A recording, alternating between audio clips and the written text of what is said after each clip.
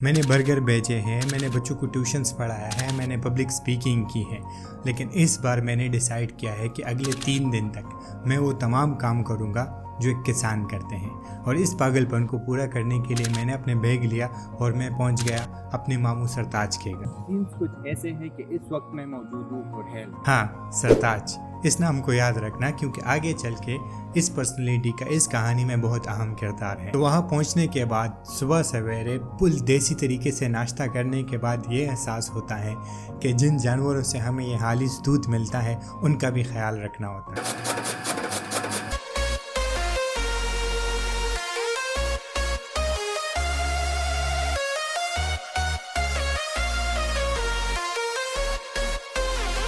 दूसरा, मैंने ये कैटेगराइज किया था कि मैं इजी वर्क से स्टार्ट करूंगा और डिफ़िकल्ट की तरफ जाऊंगा।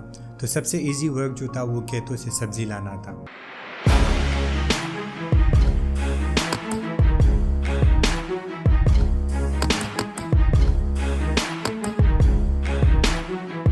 मतलब फुल टेंशन फ्री माहौल होता है, बस खेतों में जाओ, सब्ज़ी लाओ और पकाओ। ये टेंशन नहीं रहती है कि टमाटर 120 के किलो हो गए और आलू 140 के। कि द मोस्ट इंटरेस्टिंग पार्ट जो था, ये लोग कुकिंग ऑयल भी खुद प्रोड्यूस करते हैं, तो सूरजमुखी कहते हैं। तो यहाँ के किसान पहले अपने खेतों में इसको उगाते हैं और कुकिंग ऑयल जो होते हैं इन लोगों का अपना होता है।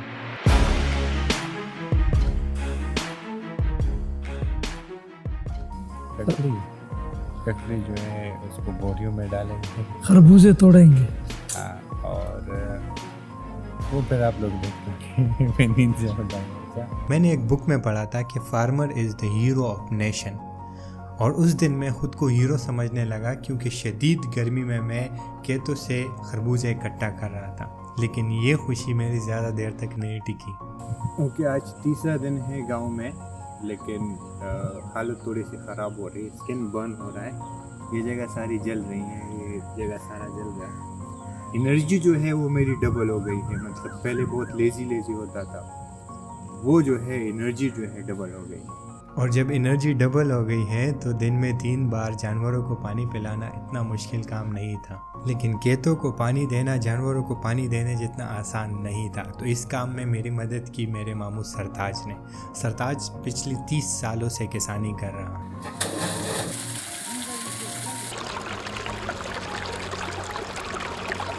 लेकिन यहाँ पर रियलिटी ये है कि जो एक्सपर्टी पिछले 30 सालों से इस आदमी ने हासिल की है वो मैं अगले 3 दिन में कैसे सीख सकूंगा। लेकिन मेरा मानना है कि जो लोग हारने से नहीं डरते हैं सिर्फ वही दुनिया बदल सकते हैं, और मैं इतने आसानी से हार मानने वालों में से नहीं था।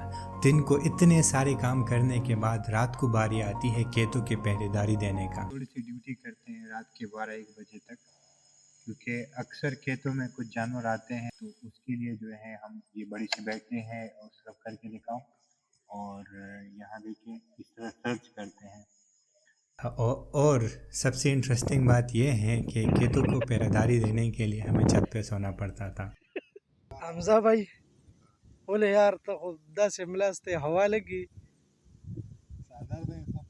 सादर दा खुटिंगी गिमना दा खोलू जीते चो। मैं कोशिश कर रहा हूँ कि मैं अपनी माइंड सेट को सोल्यूशन ओरिएंटेड बनाऊँ, और इस मौके का फ़ायदा मैं कैसे नहीं उठाता। और रात को 2 बड़े प्रॉब्लम हो रहे थे। पहले प्रॉब्लम ये था कि छत पे चढ़ने के लिए कोई सीढ़ी नहीं है, दीवार पे चढ़ते फिर उसके बाद छत पे जाते, तो बहुत मुश्किल थी।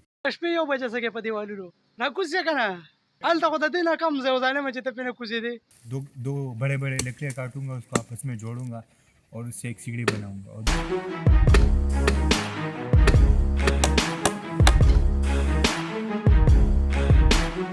दूसरी प्रॉब्लम ये थी कि रात को हमने 1 बजे तक ड्यूटी की तरबूजों को बचाने के लिए, लेकिन फिर से गीदड़ आते हैं तरबूजे खाते हैं।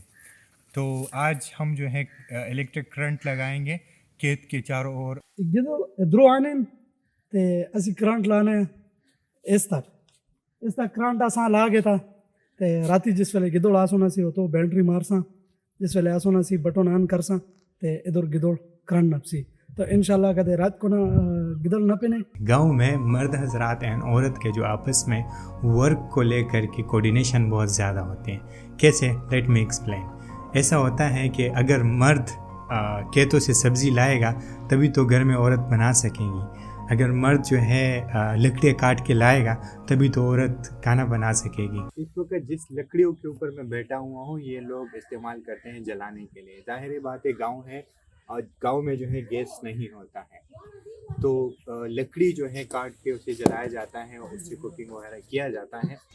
तो अभी एक छोटा सा टास्क मिला है, मैं और मेरे मामू के बेटे समेत हम लकड़ियाँ जो है काटेंगे। अब इस डूबते हुए सूरज के साथ मेरे 3 दिन ख़त्म होने वाले हैं।